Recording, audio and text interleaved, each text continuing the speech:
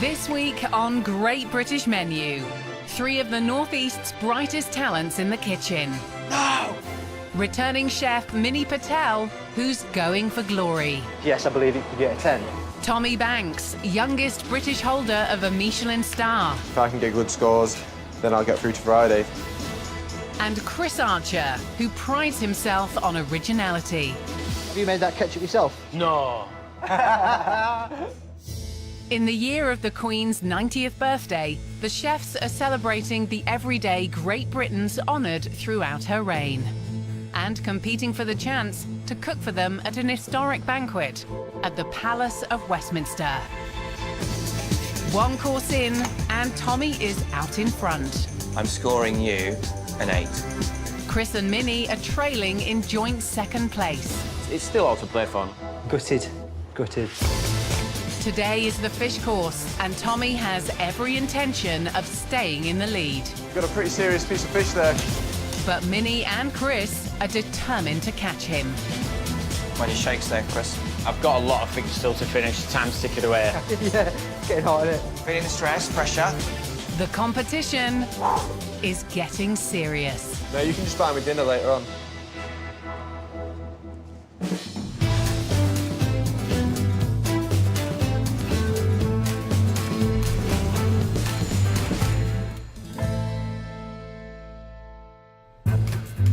The chefs are competing to create memorable dishes fit to honour our modern Elizabethan age, celebrating the transformation of the British food scene during the Queen's historic reign. Judging the chefs on their skill and innovation is veteran Tom Aikins. A former banquet champion, Tom expects nothing less than excellence. We're very fortunate in this country to have world-renowned fish right on our doorstep. So I want those chefs to cook me some cracking fish for those Great Britons. Right, guys, we did the starter. Tommy, you got an 8. Yeah, happy with that. Same score as you, Minnie, 6. I don't think 2 points at this stage is anything. It's easy to say when you sat on the top. I'm To be fair, Tommy, I don't know what it's like to be where you are, because I've never been there. We could easily be sat here at the end of today, though, and it's just a swing and we're all level or whatever. It could swing, and that's why it's competitive. Let's impress him, because he's a tough guy to impress. First up, Tommy Banks. His starter won over veteran Tom, and he's confident his fish dish will deliver as well. I love my fish course. I think it fits the brief bang on, and it's celebrating British produce, and that's got to be what this competition's about. Whether Tom will like it, we'll see. Right, Tommy. Happy after the scores? I was pleased with an 8. So what's the name of the dish? The name of the dish is Preserving the Future. OK. And the idea behind the dish is I'm using lots of different preservation techniques. So explain some of the items you got here. I've got mackerel. Lovely. Sustainable fish, and I love it, it's delicious. I'm going to serve it in 2 ways. Yeah. I'm going to do a tartare, and then I'm going to cure another piece. Okay. And then I'm going to make a vinegar liquor, which is sweet woodruff. Obviously, it grows wild all over the UK. And you've got linseed. What are you doing with that? They actually grown on my dad's farm. I'm making a little cracker with that. OK. Cucumber? So they're a dragon egg cucumber. In August, when they were banging season, I fermented them. And we have a friend behind us. I'm actually allergic to oysters, so I can't go anywhere near them. OK. But oyster leaf is a bit of a passion of mine. So you got the next best thing? Yeah, basically. Is this for my consumption, is it later? This is for your consumption, Okay. yeah. So we've got pickled fish and beer. Yeah. That's a great combination. It is a good combination. I look forward to trying it. Thanks, Tom. Thanks. So Tommy's dish is a dragon egg cucumber, which has been fermented. Linseed, don't really see it often. The woodruff as well. Quite a lot of different flavours and components there. So I'm going to question how they're all going to come together. Next is Mini Patel. It's his second time in the competition, and having failed to cook for the judges last year, he's determined to up his game. Fish course. I am confident. I'm representing a great story, great people, and I hope we'll do it justice. Tom. How are you, Minnie? I'm very well. You?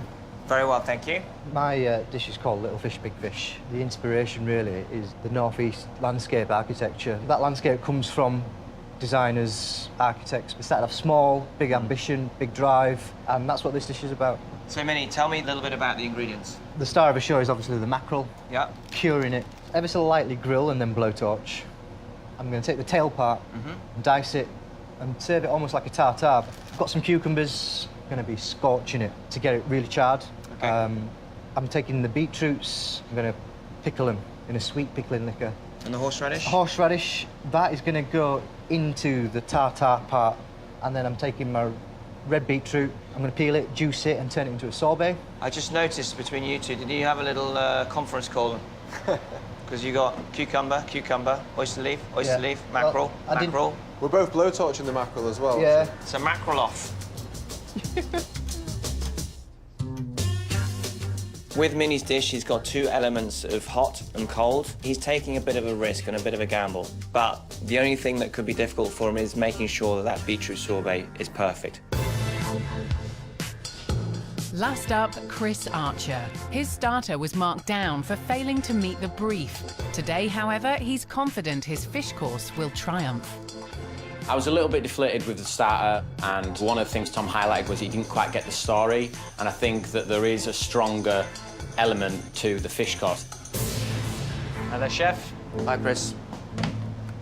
How you doing? Yeah, good. So the name of the dish is the beautiful briny sea. I'm trying to pay homage to the fishermen of Great Britain that go out in all weathers and risk their lives to, catch fish like this bad boy. So what are you doing with the fish, Chris? I'm doing turbot, so I'm just gonna classically pan fry it with a little butter and lemon. I'm then gonna serve it with a langoustine bonbon. A what? A langoustine bonbon. A langoustine bonbon. I couldn't think of a better word to describe it. It's in essence a fish cake that's wrapped in chips. I'm making my own mushy peas. Okay. Yorkshire caviar up north, if you're into that kind of thing. And I'm making a seawater jelly. So I'm using oyster juice. I'm going to put some fish stock and a little bit of fish sauce in it to try and recreate a pleasurable taste of the sea water. Let me interrupt you. So you got the oyster, you got the juice. Yeah. And what are you doing with the oyster? Throw it away, Chef.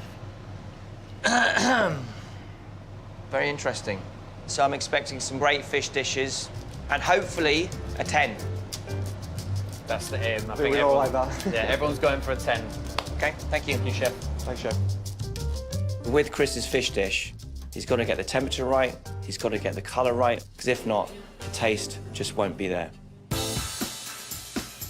So, guys, I obviously missed the memo saying it was mackerel day, not fish course day. I'm doing turbot.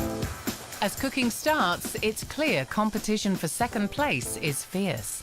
So, Minnie, do you think your mackerel dish is good enough to get better than a 6 from Tom, like you did with the starter? Yes, I believe it could get a 10. But he did give you a 6 for the starter. Yeah, it did. Having scored just 5 for his fish course last year in the competition, Minnie is out to impress Tom, attempting an unusual savoury sorbet. Minnie starts by juicing, then reducing beetroot. Next, he adds liquid glucose and malic acid and transfers to an ice cream maker. You serving it on a warm plate or a cold plate? Oh, it's definitely cold. It's plastic. It's perspex. Minnie, do you want these plates in the oven? No! Then Minnie makes a simple pickling liquor using white wine and white wine vinegar before pouring it over thin slices of golden beetroot and compressing. He then moves on to the mackerel, which is also the key component of Tommy's dish. Like Minnie, Tommy is serving his mackerel 2 ways. He will also make a mackerel tartare and will be pickling his fillet before scorching it. The two guys are doing very similar dishes. Tommy's probably intrigues me the most because there's ingredients on there that I've never used before. To make the pickling liquor for his mackerel, Tommy warms red wine and cider vinegars with sugar, then flavours with cloves and one of his foraged ingredients, woodruff. How would you describe the woodruff as a flavour? It's a spicy sort of flavour. It's very similar to like tonka bean or vanilla or something like that. I use it a lot in desserts as well, but I think it's nice with fish. Across the kitchen, Chris makes a luxurious tomato sauce by roasting langoustine shells with shallots and carrot, adding tomatoes, then reducing. To finish, Chris adds butter and a surprising ingredient. Have you made that ketchup yourself? No. If you make your own tomato ketchup, you don't quite have the same impact. For his dish, Chris is using turbot, a firm-fleshed flatfish with a delicate flavour, considered the king of fish. You've got a pretty serious piece of fish there, Chris. I'm dedicating the dish to the people who go out and catch the fish in the first place. In my opinion, it's the best fish you can get. Chris's fish course pays homage to the great British fishing industry, which has declined in recent years.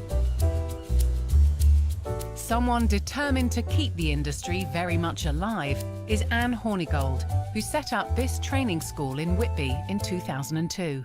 We have lots of lads who come from school with no qualifications, and we get the lads through maths and English and through all the nautical units which they have to complete, and then they go out to sea and put it into practice. Pay attention, it's your turn next. I'm trying to keep up with the speed. I know, go slower, Jim, slightly slower. So, through and over. Well, it is a bit small, come on. Soon as sure we'll let you off. Definitely won't make a lobster pop in it, will I? The speed that I'm going at here, lads, I think I'd better leave you guys to catching the lobsters and I'll just cook them, shall I? I agree. It's an absolute pleasure that sometimes the old boys come back and tell us how well they're getting on. They've got married, they've had children, they're skipping their own boat. As a result of Anne's dedication to preserving fishing traditions, she was awarded an MBE in 2014. It was a wonderful day. Yeah, Prince William was the one who gave me my award. He described me as a very determined woman. Wow. And there it is. It's fantastic. Very pretty, isn't it? Can I? Yeah. Take a closer look. You can't wear it now. Nah, it's fantastic. Yeah, yes. It has pride of place at home. As Anne and tutor Jim know their seafood, Chris wanted their expert opinions on elements of his fish dish. Right, so what we've got is a ball made from the langoustine tails, which has been wrapped in potato string and deep fried. And then we've got some homemade mushy peas and malt vinegar. Oh, that's lovely. Lovely, that. Nice. Light. I want the recipe. I want that to come home with me. Thank you. I'm really glad you enjoyed it.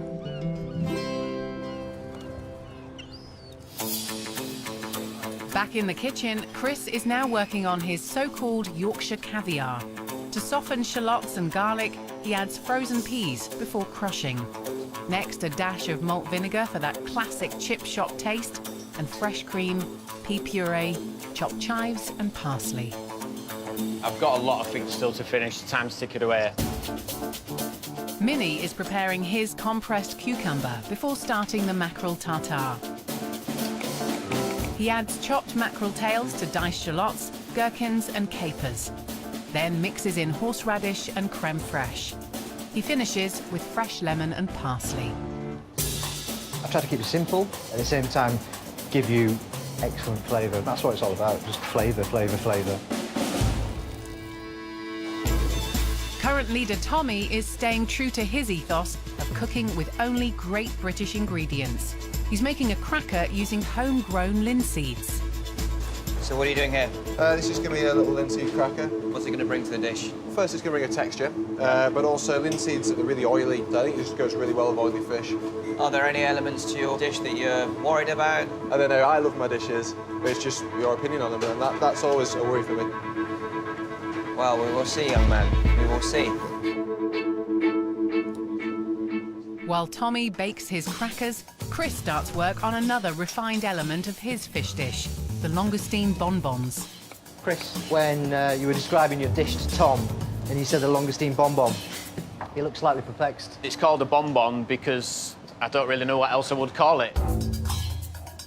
Chris combines pan-fried langoustine tails with baked potato flesh, a dash of ketchup and parsley. I'm really putting a lot of effort into trying to make sure that everything's perfect because I know Tom was on me for just small details and I don't want to do that on this course. How are you doing, Chris? Well, I'm just shucking the oysters for the seawater jelly, putting the juice through the cloth. And then you're throwing the oysters away. Then throwing the oysters away, chef. The fact that it's just the juice that's boiled, a little fish stock and some fish sauce. Okay. I'm just trying to create a pleasurable experience of a seawater jelly. To make the seawater jelly, Chris combines oyster juice with fish stock and fish sauce and brings to the boil. He then seasons with fresh lemon juice and adds agar-agar to set. It's such a shame you can't eat it, Tom, now. Yeah. No, you can just buy me dinner later on. Yeah. Current leader Tommy is making a gel, flavouring it with homemade woodruff vinegar. He combines a setting agent called gel and gum with water, whisks into the flavoured vinegar and then chills. That's my vinegar jar. So that's the jello.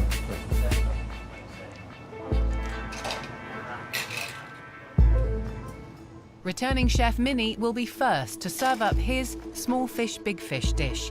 He's determined to score higher than the 5 he got last year. But with veteran Tom on the prowl, stress levels are rising. Yeah, it's getting hot, isn't it? It's getting hot. Feeling the stress, pressure? There's a bit of pressure. So what are we doing here? I've taken the golden beetroots. I've made a sweet pickling liquor. Okay. Packs a punch. It is a lovely vegetable, and if handled in the right manner, it can elevate a dish, for sure. Let's hope you elevate it. I'll elevate it. Good luck. First to the pass is Minnie, There you go. who chars his cured mackerel, then scorches his compressed cucumber. Why is it so green, Minnie? Because I've used the skins and I've blended it down All right. with a little bit of the cucumber. First onto his presentation box is beetroot powder and thinly sliced pickled golden beetroot. Does it all come together? For me, yes. Then on with the charred cucumber, nasturtium, radish seedlings, and oyster leaves. Next, he adds a quenelle of horseradish mackerel tartare and the scorched mackerel fillet. Finally, it's on with his beetroot sorbet. Glad I'm not doing your washing, Minnie. Yeah. That is the first time I've seen a quenelle on a cloth. Does that get me extra points? Oh, you'll find out, won't you? Minnie finishes the dish with a lemon oil dressing.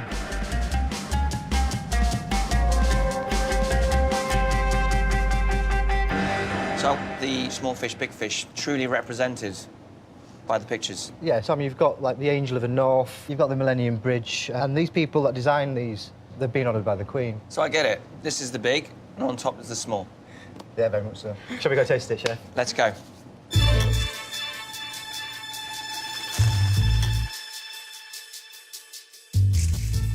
So, Minnie, first fish up, very contemporary. Let's get stuck in. First things first, the I think, sorbet. yeah, we get in there. Otherwise, it might be a soup. Beetroot sorbet. Happy with the flavour? Yeah, definitely. Obviously, I think you wouldn't be happy with how quickly it's melted. You should have had some form of stabiliser in it, I think. So this is the tartare element. Do you think the flavour of the horseradish comes through? Yeah, it's supposed to be quite strong. You said he wanted that, didn't he? So he wanted to be really punchy. It definitely is. The scorched mackerel. That's seasoned enough for you? Yeah. Plenty. I think it's nice and moist. I think the seasoning, obviously, is right there. What would you give it out of 10? What do I think it's worth? I think it's worth a 9. Tommy is next to plate up his mackerel dish, preserving the future, a homage to sustainable ingredients and great British fish. He makes a simple mackerel tartare from the fish trimmings, using lemon juice and sea salt. Then he lightly scorches his mackerel fillets using a blowtorch. Hey, man, right? What do you guys think? It's nice. It was a shame about the sorbet, I thought. Obviously, it started to melt Maybe it went better in the tasting with Tom. No, not really. a little bit. I don't know yet. First on Tommy's plate are the used milk yoghurt and the scorched mackerel fillet. Next, oyster capers. So these are the seed pods from the oyster plant there, a bit like capers. He then adds the mackerel tartare, followed by slices of fermented dragon's egg cucumber and homegrown oyster leaves. How's it going, Tommy? Yeah, pretty good. I'm up in 30 seconds. Tommy adds dewdrops of woodruff vinegar gel to the leaves and tops with crisp linseed crackers.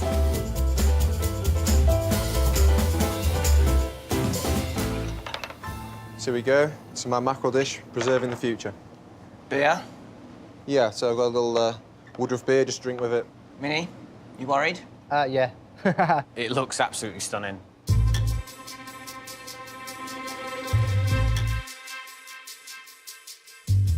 Tommy, well, cheers. Cheers, friends. Mud in your eye. I can't say I'm a fan of the beer. It's a little bit flat for me.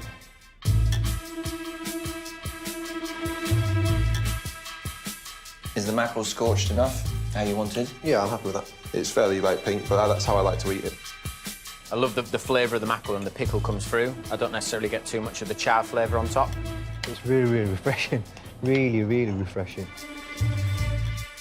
And the linseed crisp, does it add that element that you wanted? Yeah, it brings exactly what I want, actually. And I just think it ties in with the oily fish as well. It's quite novel. We had a great texture. The fermented cucumber, is it adding? Yeah, I think so. I love the fermented flavour. Usually not a fan of fermented vegetables, but actually it's really nice with the mackerel. What would you score that dish? I'm happy with the same mark as my start, I think. I'd give that a 9. That's a really good dish, I think.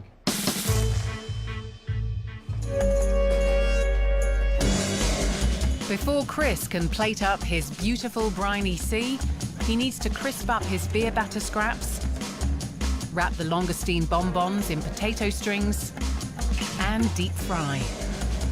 Hi, guys. No, buddy. Well done. That was stunning. Stunning. I thought what stopped it from being absolutely perfect was the tartare you could take off, I thought. I think it's just me being frugal. I wouldn't waste fish. It's not a pop at me for the oyster, is it?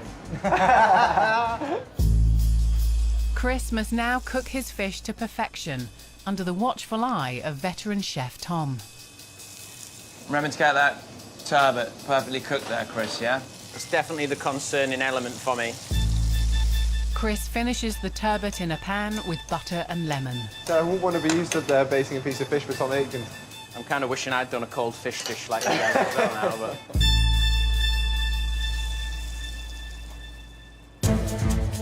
First onto Chris's dish are quenelles of his refined mushy peas. To the turbot, he adds cubes of seawater jelly, salty fingers, and beer batter scraps. Clock's ticking. Yep, coming out, chef. Chris transfers his fish to the plate and serves his deep-fried langoustine bonbons on a separate presentation box. When it shakes there, Chris.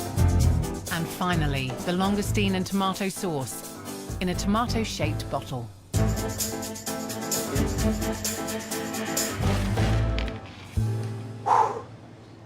This is my dish, the beautiful briny sea, chef. Tommy, you can't eat this because of the oysters. How do you feel about the dish? Yeah, I'm a bit good about that. Turbot's my favourite fish. All right, Chris, let's go.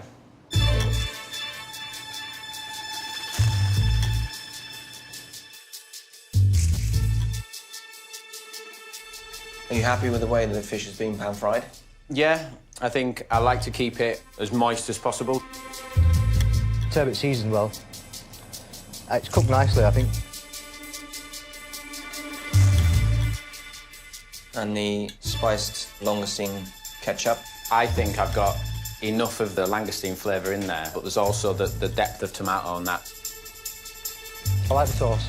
Yeah. It's quite intense, it packs a punch. Seawater jelly. Do you think that added anything? If I was to be able to cook this dish again, I would just try and give it a little bit more punch. Do you think he's going to say, I wanted the oyster rather than that jelly? I want the oyster. I haven't had the oyster. Never mind, Tom. Do you think it's contemporary enough? I think it's contemporary enough. I think he's taken the humble fish and chips up possibly 2 or 3 levels. I'm unsure yet as to whether he's elevated it to a banquet level.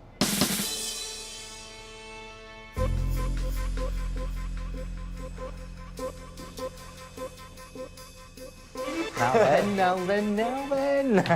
I've just served fish and chips to Tom Aikens. I don't know how he's going to take it. I really don't. It's my risky dish. I think it's either a high score or it's bombed. So I'm pretty nervous right now. I'm not going to comment about my own, because whatever I say is completely wrong, always. But, yeah, I'm worried.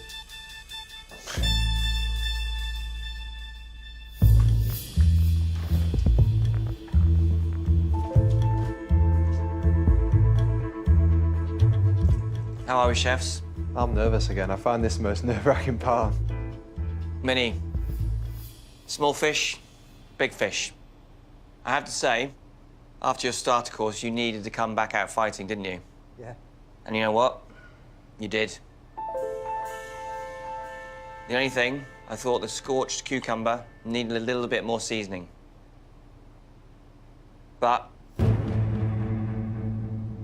the scorched mackerel was spot on. Tartare was well seasoned, perfect amount of horseradish, and it really warmed in the mouth. Sorbet was outstanding. Every component on that dish was pretty much faultless. I loved that dish. Tommy, preserving for the future, another mackerel dish. Your mackerel tartare was a touch under-seasoned. And the other thing, I was quite worried about the acidity levels on your dish. But they all worked really well together. The fish was well cooked. The wood rough gel, excellent. A lot of thought, care, and attention went into that dish. And it was very original. Chris, your beautiful, briny sea. I could see that you were definitely trying to elevate the humble fish and chips. The turbot was cooked very well. Your langoustine bonbon, or très bon. The ketchup, it had a great depth of flavour, but I have to say, it was sacrilege to throw away the oyster. I just thought your dish was a little low on originality. I asked for excitement and flair, and I just thought it was a little bit below par. So to the scores. Tommy, I'm going to score you a 9. Cool. I'm happy with that. Thank you. Chris, I'm going to score you a 7. Minnie, I'm going to give you a 9. Well done, mate. Well done. You sure you're talking about me? You came back fighting with that dish, and you showed great skill. So well done. Chris, you're 2 points adrift. It's a small margin, and the competition is still wide open. Thanks, Chef. Thank you.